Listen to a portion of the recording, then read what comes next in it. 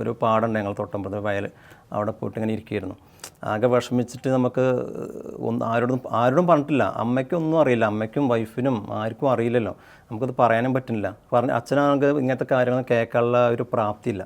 എന്തെങ്കിലും കേട്ട് കഴിഞ്ഞാൽ അപ്പോൾ അച്ഛൻ ചിലപ്പോൾ ഉള്ള വീടും കാര്യങ്ങളൊക്കെ വിറ്റിട്ട് ആണ് ഇതാക്കും. കാരണം നമുക്ക് പിന്നെ നമ്മളെ പ്രശ്നത്തേക്കാളും വലിയ പ്രശ്നം അതായിരിക്കും. ഞാൻ അതിനായിരിക്കും പിന്നെ കൂടുതൽ ടെൻഷൻ അടിക്കുക. അപ്പോൾ പറയാൻ പറ്റില്ല, പറഞ്ഞു കഴിഞ്ഞാൽ എന്തായാലും പ്രശ്നമാവും. അങ്ങനെ അവിടെ ഇരിക്കുകയായിരുന്നു.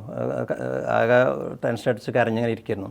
അതിൽ കുറേ സമയം, 1 മണിക്കൂർ 2 മണിക്കൂർ കഴിഞ്ഞപ്പോൾ ബാക്കിൽ വന്നിട്ട് ഒരാളിങ്ങനെ വിളിക്കുന്നുണ്ട്. അതിൽ തിരിഞ്ഞു നോക്കിയപ്പോൾ അമ്മയാണ്. അതിലാകെ ഞാൻ പെട്ടെന്ന് എനിക്ക് ഒന്നും പറയാൻ പറ്റില്ല. ഞാനൊരു 5 മിനിറ്റ് കൊണ്ട് അമ്മേനെ കെട്ടിപ്പിടിച്ചാൽ കരഞ്ഞു. അതിൽ കരഞ്ഞതിന് ശേഷം എന്നിട്ടാണ് ഞാൻ അമ്മയോട് ചോദിച്ചത്, അമ്മേനോട് ചോദിച്ചത് എന്താണ് എൻ്റെ പ്രശ്നം, എന്താണ് വിഷയം. അമ്മ അത്ഭുതപ്പെട്ടു പോയി സത്യത്തിൽ. ഇത്രത്തോളം ഞാൻ കരയണമെങ്കിൽ